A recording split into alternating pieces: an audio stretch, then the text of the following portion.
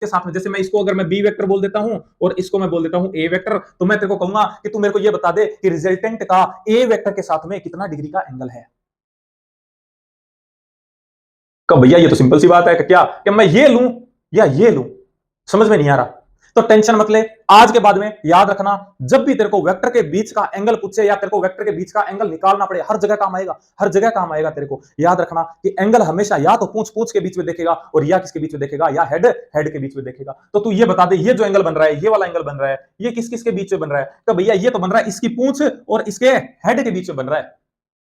जैसे कि पहचानने का तरीका ये है कि अगर मैं यहां पे दो तीन डायग्राम बनाऊं कि तू ये बता दे ये और ये वेक्टर के एक तो ये वेक्टर है,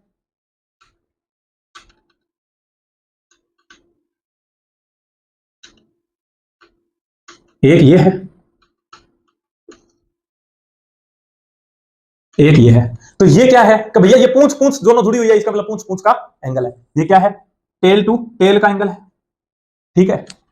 ये टेल टेल का एंगल है। कहिए भैया ये ना, ये एक का सिर और एक की पूंछ है, यानी कि ये हेड टेल एंगल है, जो कि रियल एंगल है नहीं होता।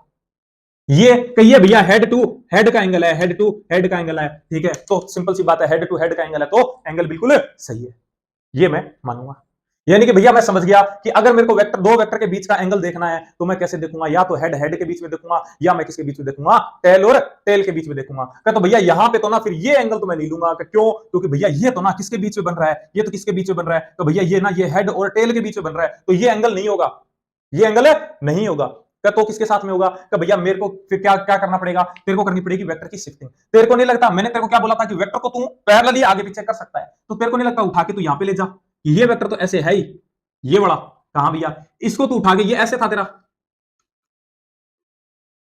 ये तेरा ऐसे था कहां भैया, इसको उठा के तू अगर यहां पे ले जाए ऐसे, ये ले, ऐसे ले आया तू, इसको उठा के ऐसे ले आया, तो तेरे को नहीं लगता कि अब जो एंगल बनेगा ये वाला जो एंगल बनेगा, वो तेरे को नहीं लगता कि वो पूंछ पूंछ के बीच में बन रहा है? कहां भैया, पूंछ पूंछ के बीच में बन रहा है, और पूंछ पूंछ के बीच में बनने वाला एंगल क्या होता है? रियल वेक्टर एंगल होता है, रियल वेक्टर एंगल होता है। तो ये कितना है? तो भैया ये तो मैं भी निकाला हूं, 180 माइनस 53 निकाला हूं, और वही एंगल हो जाएगा विद रिस्पेक्ट विद किसके, ए vector.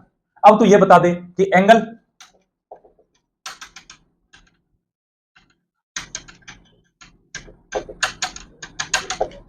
Between B vector and R vector, पूरा लिख देता हूं मैं, एंगल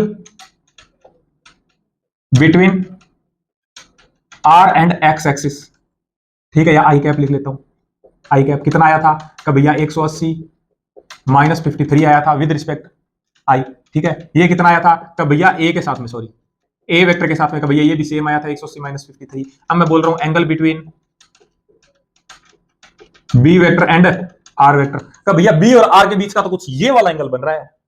कहां? तो अब ये क्या देखेगा कि कैसा एंगल बन रहा है, रियल एंगल है या मतलब ऐसे दिखावे वाला है? क्या भैया ये हेड हेड के बीच में बन रहा है, हेड हेड का एंगल क्या होता है मेरे को लेना होता है ना, तो हेड हेड के बीच का एंगल रियल वेक्टर एंगल होता है। तो क्या ये हेड हेड के बीच में है? कहां भैया हेड हेड के बीच में है, तो एंगल कितना हो जाएगा? कि भैया यही वाला एंगल हो जाएगा, कितना, 37 डिग्री हो जाएगा। आई थिंक बात समझ में आई होगी, है ना। तो इस बार ध्यान में रखना। ठीक है भैया, समझ गया मैं, अच्छी बात है, बधाई हो।